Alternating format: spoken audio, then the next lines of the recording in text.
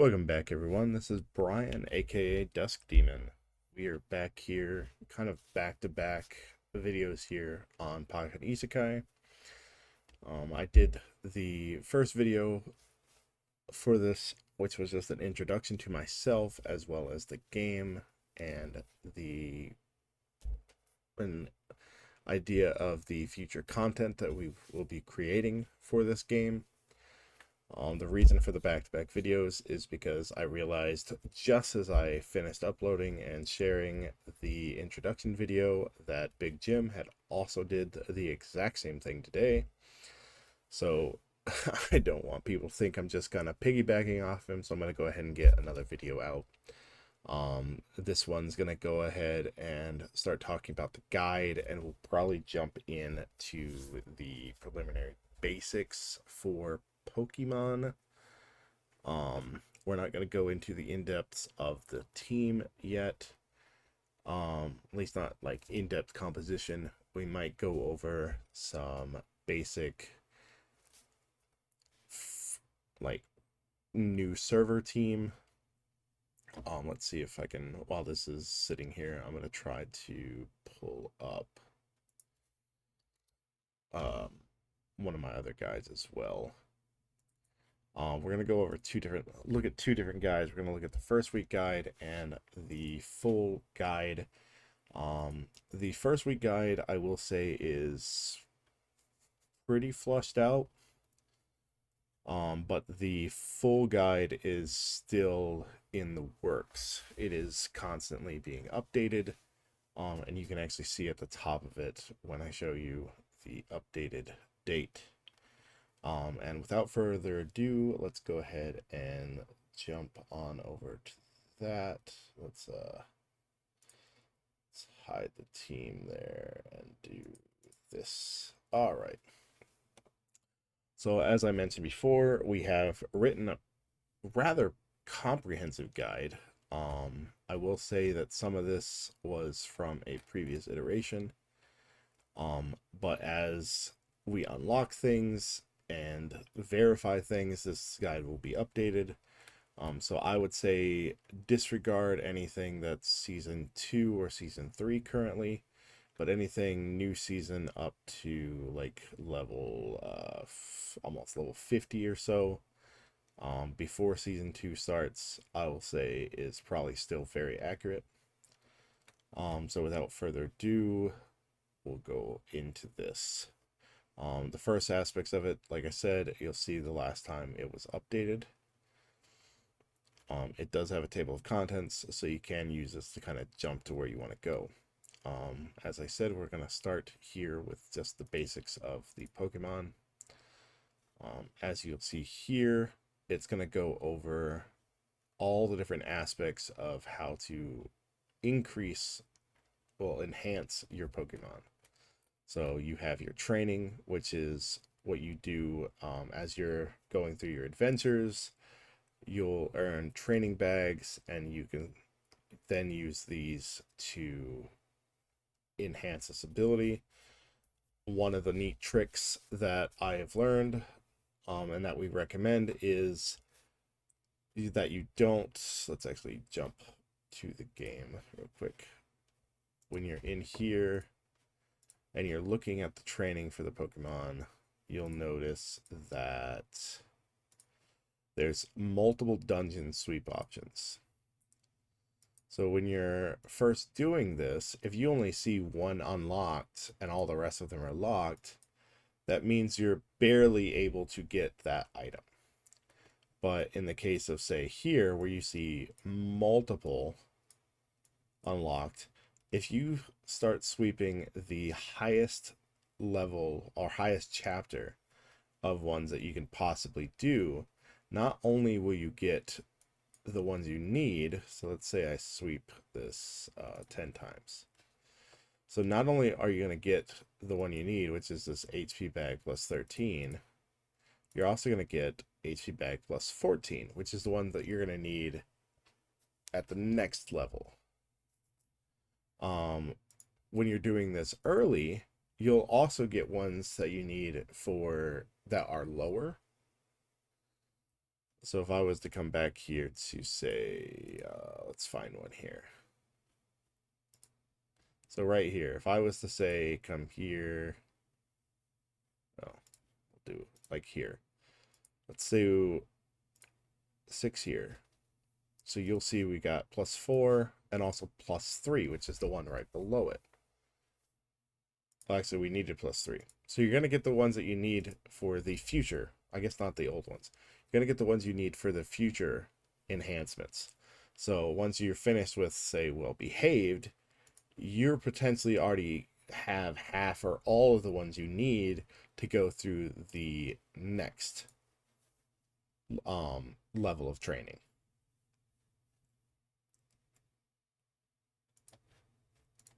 The next aspect we have is skills. For skills, in order to unlock the overheat, you do have to just get your training up to the first level. I think that's just, what was it?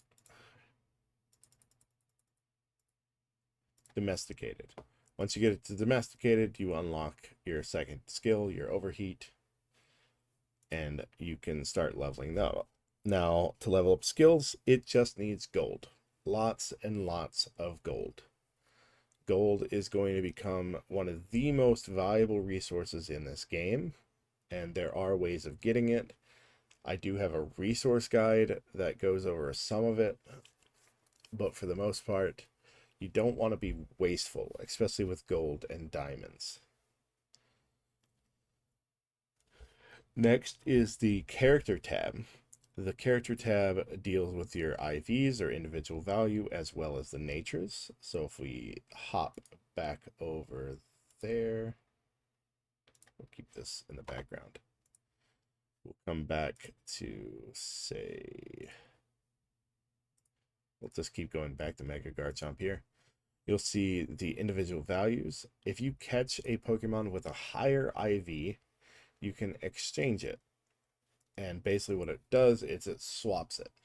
So let's say this one's 110. I pulled one that was 120. The 120 would now go on to my main Pokemon, and the 110 that it has currently would go to the downgrade, the new one. Same thing with natures. Well, similar thing with natures. You can have up to 4 natures. The 5th one I have never seen unlocked. If it does in the future, I would be happy because having 5 full natures sounds incredible. But ideally, you want to have these all the way up to level 5. I do recommend that as you're building, you try to slot them in around level 3. Mega Brave is important on all of them. But if you slot one of these in, you see it says Devour. This means the Pokemon is going to actually be devoured into the one that you're working on, the one that you're enhancing. Which means it's not going to be able to be used again for anything else unless you rebirth this Pokemon or unequip.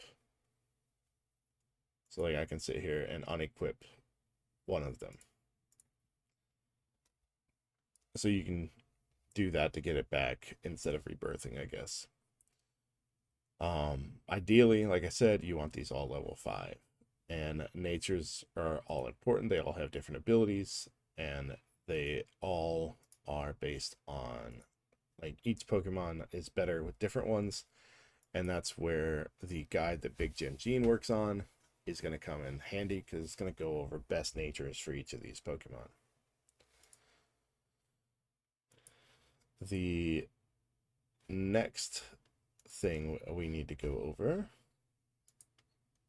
this one, is the star up. So starring up is one of the most crucial aspects of, just all over the place with this. Here we go. Starring up is, like I said, one of the most crucial aspects. In order to star up, you have to have additional versions of the same Pokemon. So, like for this instance, you would have to have 20 Snorlaxes to level it up, but it would level it up to the max. various qualities require different amounts of them. So like the SRs may require 20 to get to the max. From what is it, 11 stars to 12 stars, it takes 20. But for an SSR to get to there, it would only take I believe 12, because it only takes 6 to get to 11 stars. Yeah, so SSRs and SPs only take 12 to get there instead of 20. And these are very important because they give you stats for each star that they have. 12 stars, as you see for like Mewtwo, would give it damage reduction plus 20%, which means it just reduces all incoming damage by that percentage. And as for when you should star up versus use them for natures, like I said, usually if it's under a level 3 nature, I would use it for star up value. How many you should star up at once is a very critical thing, because this goes into that resource management. If you're sitting here trying to stretch yourself thin, especially early on with the SRs and the SSRs, you're sitting here trying to catch them all as fast as possible, you're just going to run out of balls because they're a little bit harder to catch. And this goes into the gacha aspect of the game, where you have to kind of be lucky to catch them in the first place. Especially the SSRs. They can eat through hundreds of Pokeballs sometimes. And that's where, like I said, kind of stepping back and maybe coming back later is worthwhile. And I do recommend, because it is possible, that every time you go back to the Alola, that when you walk by an SSR, just throw like 5 Pokeballs at it. Just the normal plain Pokeballs. Because sometimes you can just get, your luck is just on point, and you'll just catch it within those 5. I've actually been impressed by the number of people that have just randomly, as they're walking by, catch an SSR while they're going to catch a Garchomp or something. They throw it at this Mega Garchomp and just catch it. It's very impressive, and I do recommend it. I recommend it better doing it that way than just sitting there wasting 300 Pokeballs in hopes of catching it.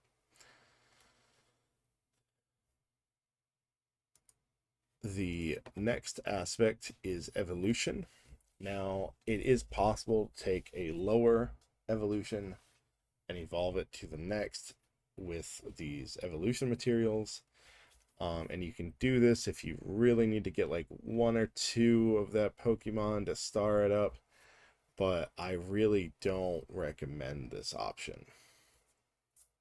So the reason why I don't recommend this is, although you can get some of these evolution materials for free, and they do appear cheap, so you can buy them in the store. They're only 50 diamonds, but considering that you need 15 at a time, I don't know why I clicked max. So 15 of these is 750 diamonds. It's just as easy to go and throw 10 balls at that Pokemon to catch it. Sure, you might have to wait for it to spawn. There's a timed island every day you can go, and they spawn more frequently. There are so many better options than sitting here wasting these crystal stones. The only exception to this rule is if you get a lower evolution with a max nature. So like if you're working on Garchomp, just a regular Garchomp, and you pull a Gabite with max Mega Brave or max Naughty, whichever nature that you're really wanting for your Garchomp, then by all means spend 750 diamonds to get it maxed, to get that max nature.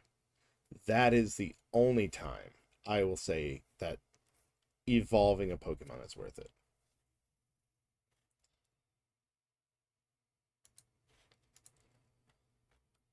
Next, we have TMs. TMs are equipable items that you'll get through various events, but mainly through Victory Road.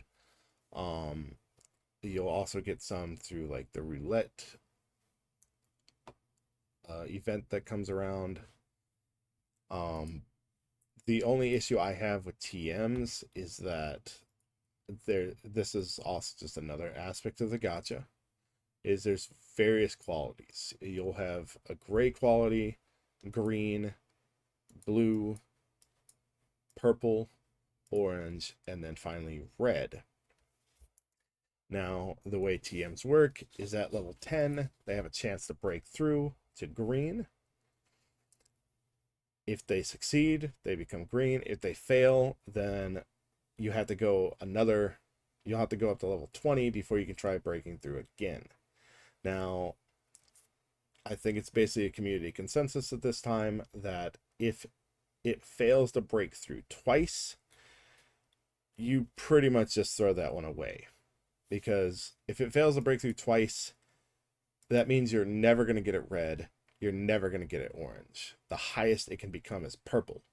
And in the end game, having purple is not a terrible thing if that TM does not have orange or red quality effects. And now there is a significant difference in basic stats between orange and purple. So you would get those from having the increased. But as we said, if it fails to break through twice, you probably just want to throw it away. If you can get to purple or orange, that's great. Now, to get to red, it requires, I believe it's, it has to be a very high level. I don't remember all the methods to break into red.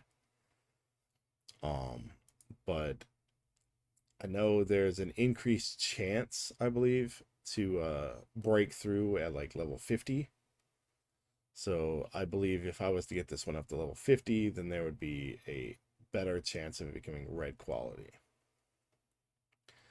Now, as I said before, some of these have orange quality and red effects, kind of like this withered one. You'll see that it gives you an effect at orange quality and at red. Unfortunately, the withered did not break through at level 30. So the highest it could become is orange, so I wouldn't be able to get a red, but it would have to break through 2 times consecutively in order to get that orange effect.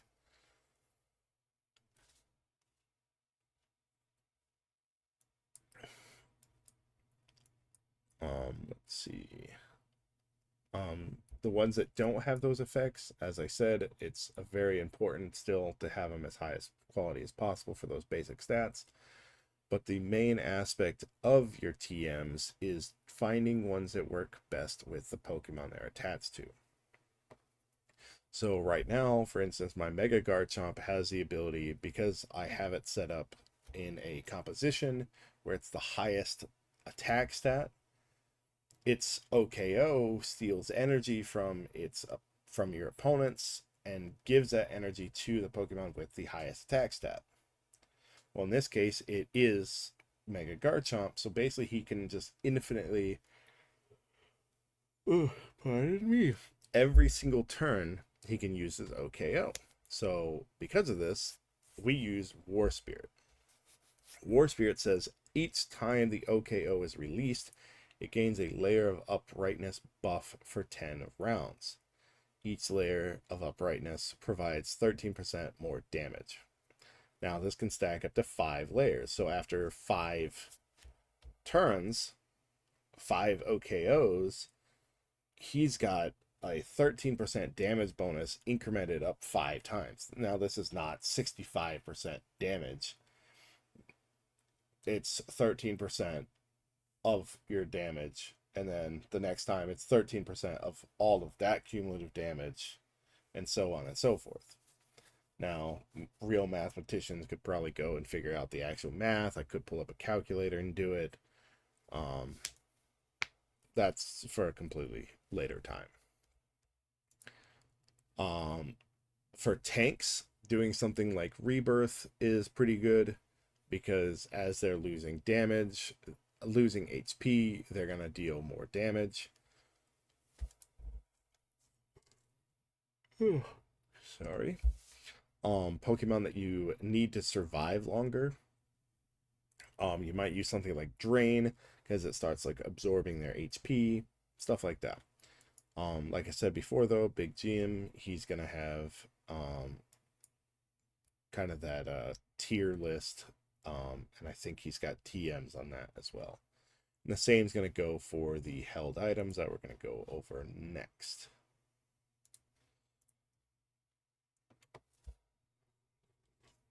Now, held items are kind of insane. These will provide some of the largest boosts to power and defense and stats than anything else. And I have a held item stat breakdown that goes over all the various stats that each one of these can improve. The major concept of held items, though, is they are part of a set. Actually, we'll go to the Pokédex to show this off. So under the Gear Dex held items, you'll notice every single one of these has set pieces. So 4-piece sets, and there's also 2-piece sets.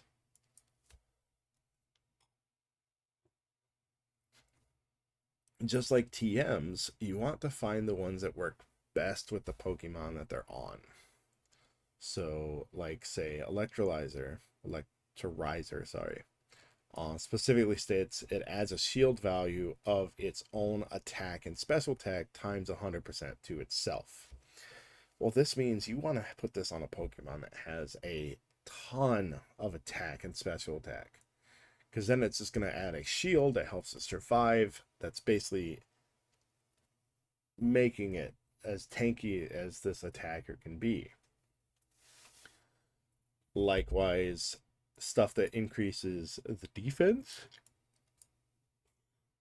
Ooh. Yeah, did not get enough sleep last night.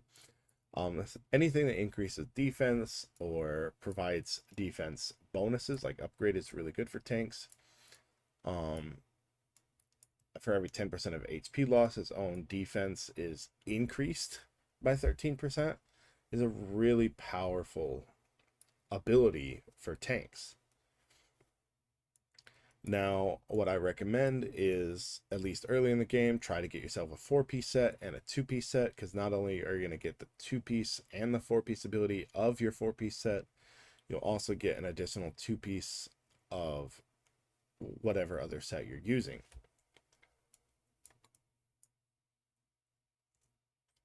Late game, you'll have the option of potentially getting sticky barbs or adamant orbs. These are unique, as in they are a 1-piece set or a 2-piece set. 1-piece just gives you the base stats, while 2-piece gives you the actual big set bonus. Adamant orbs are going to be for your tanks. They give you true damage resistance, which prevents a certain percentage of true damage, which some of the more powerful Pokemon deal a lot of true damage. And then also toughness, which we believe reduces crits. And then you have your sticky barb, which is going to give you shield breaking and damage reduction. So this is going to help your attackers, or even some of your tanky attackers like Groudon, if you really wanted to use this, to give that shield breaking effect. So the way that works is if your opponent is using a HM or a move that a held item or a move that gives it a shield based on its attack stats or when it deals damage, whatever, this shield breaking is going to ensure 14% more damage goes to breaking that shield. And then, of course, damage reduction is exactly what it sounds like, reduces all damage that it comes in. It's just another way of improving your output Pokemon. I'm not going to go over extreme training at this time because that does not unlock until season 2. The premise of this, though, is that you gather all these materials and you just increase. It's just another training, and you increase these their base stats. The last thing we are going to go over, as this video is kind of getting long, is talents. Once you reach level 26, you unlock talents, and these take Pokemon shards or Pokemon. Ooh, pardon me again. And like you can use Ditto shards, Pokemon shards, whatever, and you'll level up these. Each tier has 5 levels. And these are very important also to, I mean, you can kind of pad your CP with these by always choosing the one that gives you the most CP. And that's kind of a trick you can do in your first week to try to have a higher CP ranking. But bear in mind that may not be ideal for you. You may need to switch these before going into a gym battle or into real-time arena, whatever it may be, or even world boss, to ensure that you're going to survive long enough to deal the most damage that you can. Now, tier 4 and tier 6, the last tier, require special, what are they called? They are called primary talent badges. So the 4th tier requires 3 of these, and the final tier requires 8. Now you can buy 3 of these every week from the Brave store, as well as you can earn them through the gym. I think you only earn like 1 a day from the gym, at least until more gyms actually open up. Let me double check that real quick.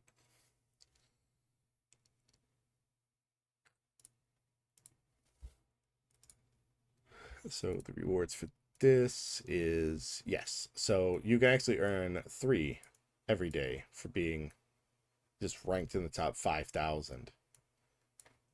Plus you'll earn enough to buy your own in a week to buy 3 more. So these come by easily.